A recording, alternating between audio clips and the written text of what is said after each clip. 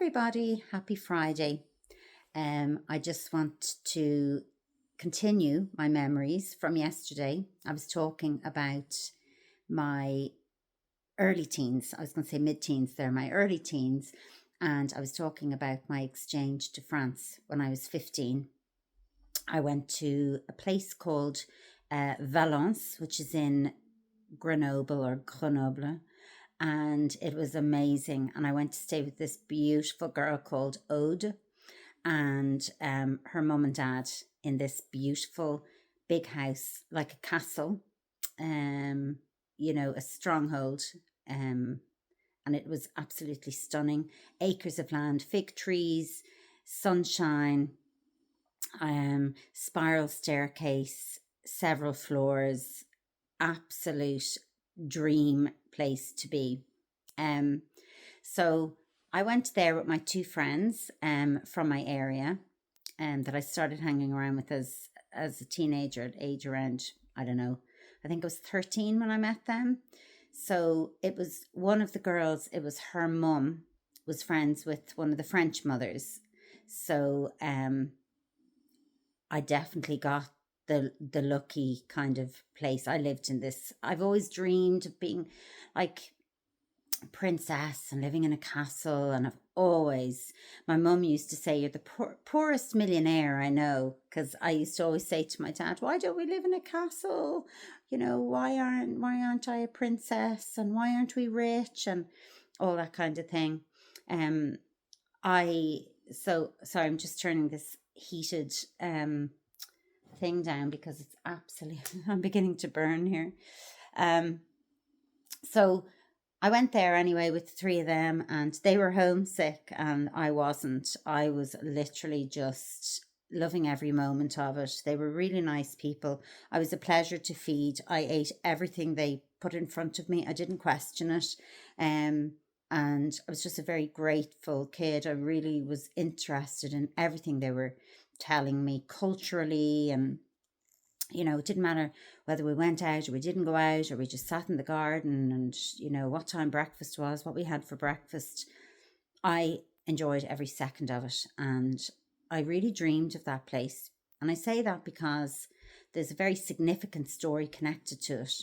So this was my real, I mean, from the age of 8 I wanted to kind of go back to France, but then this is my real, I didn't want to go home. I was just wow. It was remote, it was countryside, and then the nearest place, as I said, I think was Valence, which is a kind of a town, and then you've got Grenoble, which is near it, Lyon would be the big city, I suppose, maybe near it. It's probably, I'm going to say 45 minutes to or an hour to Lyon, maybe. So I was explaining that Ode turned 16, and she had this huge party, and everyone was drinking wine. They were all allowed wine, and that was acceptable in France, so they were drinking their wine, and I didn't, because I was a pioneer. And I explained that that's an Irish thing, that we, when we make our confirmation as a Catholic, we promise to Jesus we won't drink until we're 18. So I was pretty religious, and I wasn't going to have wine, and I didn't. And I remember this boy asked, would I walk with him to see the stars? And I was like, oh my God, again, you have to remember, so shy with boys. And the mother said, he said, I'm going to ask permission. So he asked the mum, and the mum said, of course. And I looked at her and she said, it's okay, he's a good boy. So we went off down the road, and we both lay side by side looking up at the stars. And I was just so shy. He didn't try and kiss me or anything like that. He didn't try and hold my hand. But it was like, I suppose, for me, looking back, it's kind of, they're the things that are supposed to happen as a teenager. Things naturally like that, nice natural things. And there was also a big group of boys and girls hanging out, and I think that would have made it more natural to become friends with each other, and then you become friends and all of that kind of thing. And and maybe then it just becomes more natural to be around boys. And But it was just a really amazing experience, all of it. I loved it. And as I said, my friends were homesick. They wanted to go home constantly. They kept asking to be driven to my place so they could hang out with me.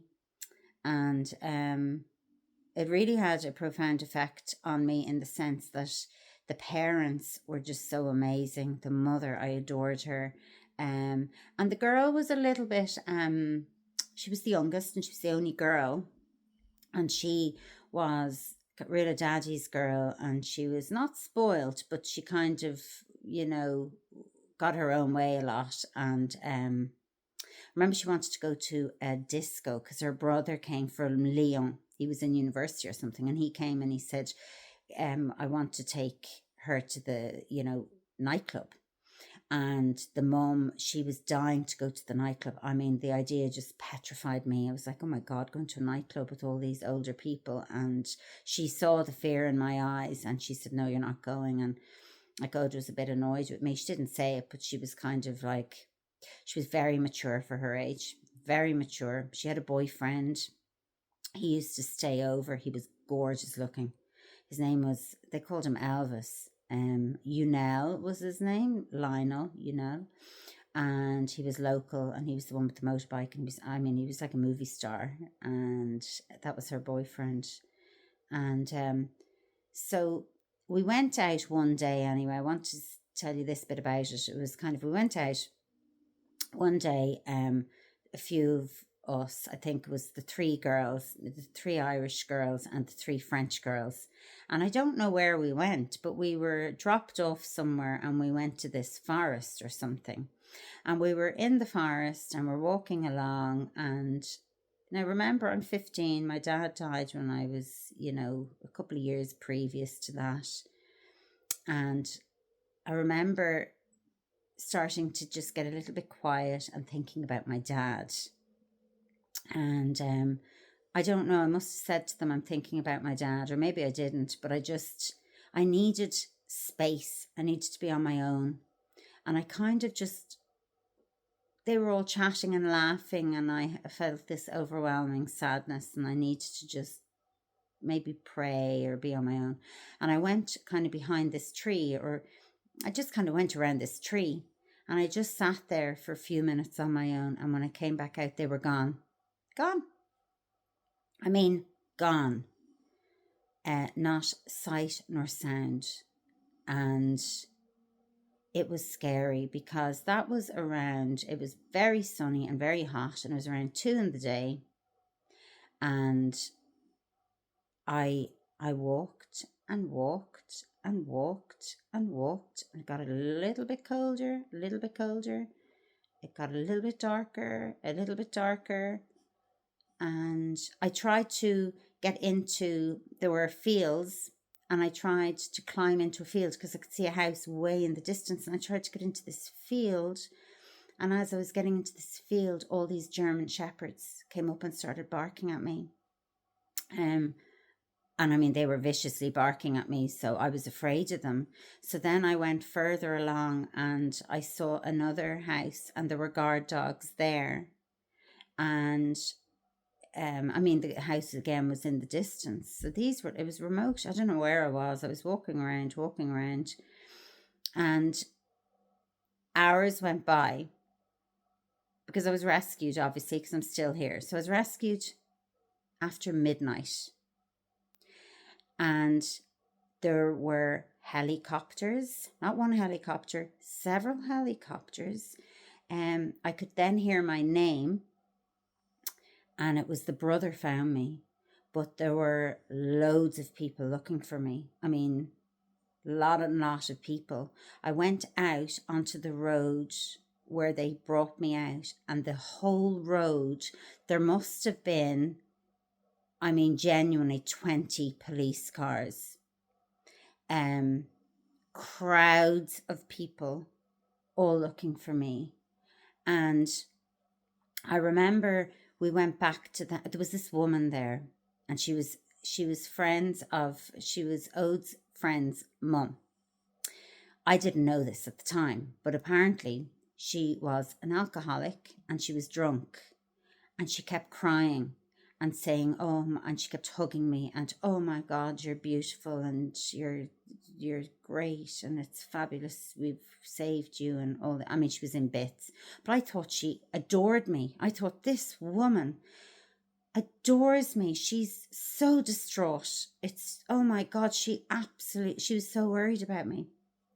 And anyway, I was whisked home and the mother was at home. Now, the brother, I think, came from Lyon. Like, he literally drove whatever it was to get to try and save me. And the mum was at home and she was really quiet. I went in, obviously she hugged me.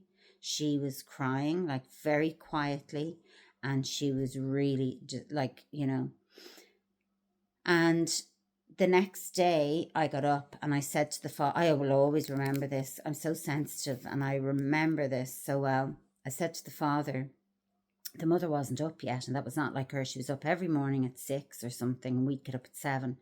And I got up and she wasn't up. And I just said to the father, I said, such and such's mother, the lady who was drunk, she was really kind and she really, was worried about me. And, she was, and I was going so much on about that woman that he snapped and said, well, Anne is his wife, Anne was really worried all night.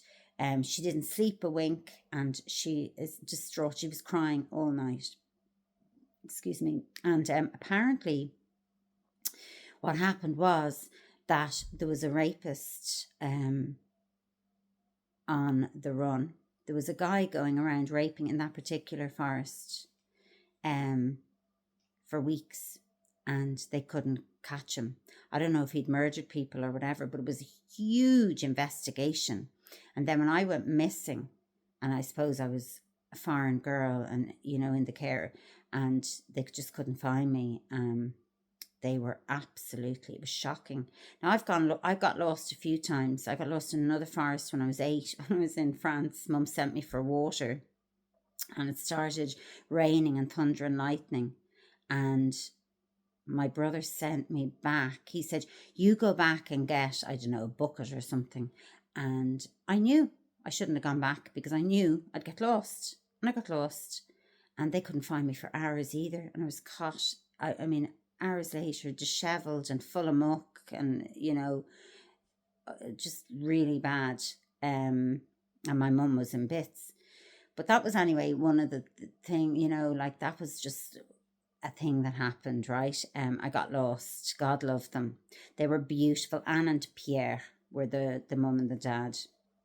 And so she was actually from somewhere like Eastern Europe somewhere. She was from, I'm going to say Estonia, but it's somewhere like that. But I never thought that. I always thought she was French. And I thought he was French. He is French actually, but he had German, a lot of German, and they spoke German and they spoke English and all the rest. And they were an amazing couple. And I didn't really keep in touch with them, to be honest. I actually did not keep in touch with them. And there's a link because I went back May, not this year, but May last year. No, not last year. So hold on, it's not May yet. So 2 years ago in May. So today is May Day. So it was 2 years ago this month. I don't know why. I had this thing, I have to go. I have to go and revisit them. I have to go and revisit the parents. I want them to know how much they, had influenced my life. And every time I meditate and go to this special place and people say, where do you really want to? I always have that road on a bend. It's a particular place in my mind. And it was just like when I was there, like my friend Ode, like she had loads of friends. It was a really bubbly house. Anyone was allowed to go there. It it was just lovely. And I think because it was the countryside, everyone's parents knew each other because they'd be dropping kids off and they were all the same age and it was a small enough community or whatever. And it was just so nice. And I mean, I went and visited, when I was there, I went to visit friends of theirs in exquisite castles. I mean, castles, big, beautiful castles. And none of the people, well, maybe some of them were wealthy, but they weren't like these wealthy people. They were hard workers, and they were he was so intellectual and so intelligent. And I was blessed from the time that I started going to different countries, and this would have been, say, the first time going on my own or whatever. I was always very educated by the people I was with. They told me everything about the food, about the culture of where they were living, about the wine in the area, you know, the history, just all the different things, why things were done this way, different festivals, you know, stories about the village, and bringing me to special places and monuments and museums. And I loved it. I wanted to know more. I just loved it. And it was interesting because they were telling you about it. You weren't learning about it in school or whatever. And learning the language as well, of course.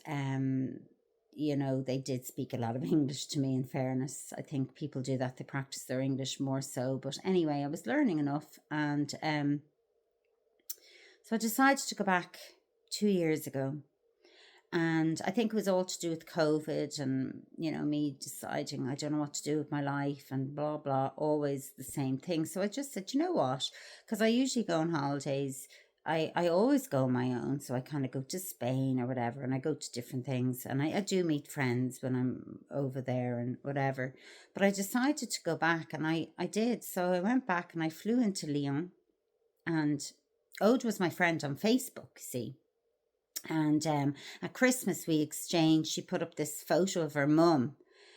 Or did she, maybe during the summer, she put a photo of her mum and just saying, this woman is the most amazing woman in the world. And I just loved her mother so much. I mean, anyone would love her if you met her. She was just gorgeous woman, and very humble and shy, and but just so gentle, and she'd do anything for you. And so I was in touch, and we sent message to each other around Christmas, and just saying, you know, I'm thinking of you and your family and your mum and dad. And she said, oh my God, I think she loved baked beans. She came over for 3 weeks in the April or something. She loved baked beans, and she loved my mother. She loved my eldest brother. She just loved the family. She loved older people. She loved hanging out with older people, and they gave her loads of attention. And we brought her all around to like Powerscourt and, you know, just different places. We brought her loads of different places. And you know, she hung out with my friends. Her two friends were there as well. And so we all hung out together, and we had an amazing time when she was in Ireland as well. So we kept in touch a little bit, not much, and photos of her. She was beautiful. She was older than me, but like she's beautiful. Anyway, and her photos were always like the back of her head and a famous building or something like that. She married. She had 3 children, and kind of I could see from her Facebook posts that I thought she might have been separated. And then I think she met somebody else. This was all through Facebook, me thinking, you know, maybe this is the way it is. And she worked in law, and was beautiful. And I think she lived in Montpellier. I was thinking she was in Montpellier, but apparently moved to Lyon then. But I was afraid if I sent her a message and said that I was coming to visit her parents, she might say they're a bit too old, or, you know, I'm not sure that's a good idea, or, well, I'd prefer to be there and I'm not available to be around for the next few months or whatever. And I just thought, I really just want to go and see them. I hope they remember me. So I was kind of, you know, Googling where they lived and everything, and realised that they had a B&B now. They'd built a kind of B&B out of the old barns and everything else on the land. I was like, oh. So I contacted the B&B, and I asked were there any rooms, and they said it's closed. And I went, oh. And they said, no, it's closed. We opened it for, we'll say, 20 years. And because I hadn't been there for 15, like 30 years or something. Anyway, so that was fine. And I said, okay. And I was trying to get an Airbnb in the area. And I was aware how remote it was as well. So what I decided to do, so I said to the man on the phone, I said, are you Pierre? And he said, yes. And I said, my name's Neve. I was 15 when I went to see you. I was in 1987. I went for 3 weeks. Your daughter came to me and I went to her. Do you remember me? I'm Irish. And he said, oh, I do remember you. I do. How are you? I said, I'm good. I said, I'm coming over. I'd love to see you. And he said, when are you coming over? And I said, I don't know, in the next few weeks. I said something like that. I can't even remember, maybe 2 weeks or whatever. So he told me of where to kind of go, but they were very expensive and everything else. So anyway, I decided I'd go to Lyon, fly into Lyon, rent a car, and I stayed a night, I think, in Lyon, and then a night in this other place called, I think, Vence was the name of it actually. And it was very historical, and it was very, but it was my first time being kind of, on my own in the center of France or whatever for years. It was just this really weird feeling. And so I don't know why, but I was quite emotional. And I went to this wine bar. I went in, I was looking for food, and I just wanted something kind of cheap enough and light. So I went in, and I just saw people, and I went in, and they were so nice to me, and they made me up a salad, and they were trying to tell me there was an Irishman, and they'd love me to meet this lovely Irishman called Patrick. It turns out that Patrick was English, but was an alcoholic who drank there morning, noon, and night. And I said to them afterwards, he told me he was Irish. And they said, yeah, but he's like an Irishman because he drinks all the time. He was a nice man. And then, so we were chatting, and there was another, I needed a charger, and there was this lovely girl with special needs beside me, and she offered me her charger. And I was like, thank you so much. And then she gave it to me. She said, you can have it. I have another one at home. You can have it. Just the kindness. So I was having this lovely time. And anyway, I stayed over, and I drove into Lyon actually that night. And I drove into Lyon, and it was just dead. There was no one in Lyon, and I wasted my time going in. It was very far to drive there and very far back. Anyway, got back to my B&B, which smelt of vomit. It looked really nice, but the bed stunk of vomit. Oh my God. The quilt, obviously somebody had got sick. They'd cleaned it up, like whoever cleans the apartment. They cleaned it. The sheets and everything were clean, but they put it onto a mattress that smelled of vomit. So now the sheets, oh my God. So I had to get my clothes and put them on top and sleep on my clothes, and everything. It was dreadful. But anyway, the place was actually clean beside a vomit smelling bed and pillows and quilt. And the next day, I went to this beautiful church, and I love churches, and they really honor Mary Magdalene over there, and the churches are just beautiful, and they're all open. And I went in, and I just knelt in front of Mary, Our Lady, and sobbed. I mean, sobbed, crying. I was so sad. This sadness came over me. And the sadness came over me about my mum and living with my mum. And there was a little bit of friction about me living with my mum.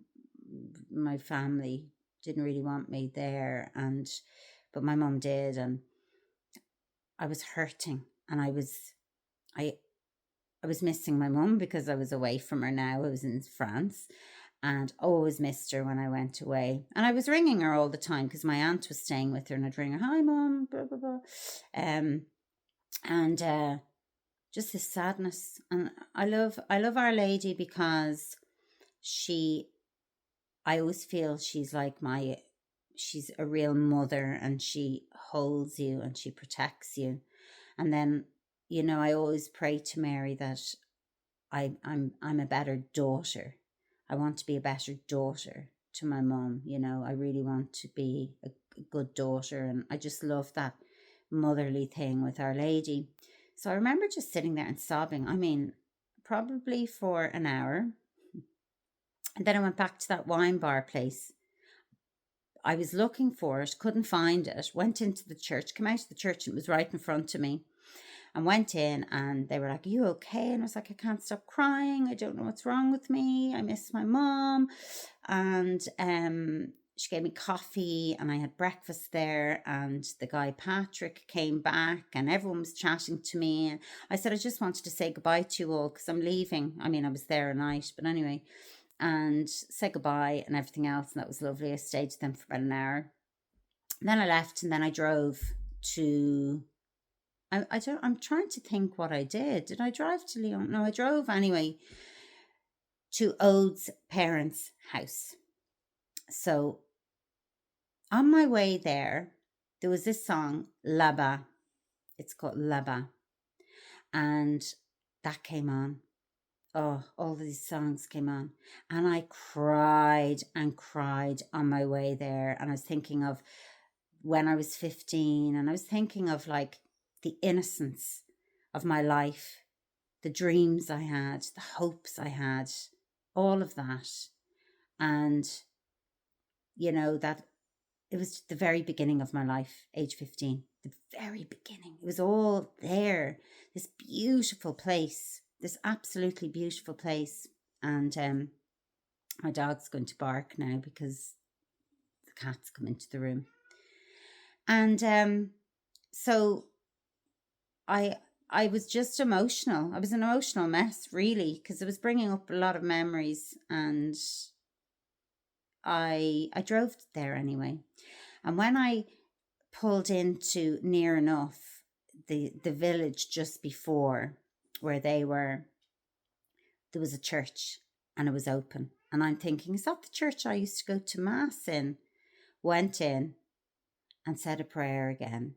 And I prayed that this would be a wonderful reunion and to be with me during this time, and that I wouldn't upset the parents, and it would be just nice, and they'd remember me and everything else. And I just, and I thanked God for getting me there safe and everything else. And so that was fine. And then I'm driving up these country roads, and I get to the house, and I see a white van, and I block him because I blocked the guy at the white van, and I said, okay. He was like, "Can I get out? Can I get out?" And I said, No. So I got out of my car. Sorry, I'm a bit distracted with the dog there. But I got out of the van, or he got out of the van, and I got out of the car, and I said, I'm sorry to block you, but I want to go into that house. I said, "Is that Anne and Pierre?" And he said, "It is." He said, "I've just been with them." And I went, "Really?" And he was American. We were actually speaking in French. And then he said, "Do you speak English?" And I said, "Yeah." And he was actually from Texas. And he used to go there as a child to learn German, I think. Anyway, long story. But he said, I will, yeah, I'll go. So I was delighted. So he came with me. We got out of the cars, went into the house, knocked on the door. Pierre comes out, and he's exactly the same, but older, but exactly the same. His hair actually, I think with the COVID thing, he'd let his hair go all long and kind of curly.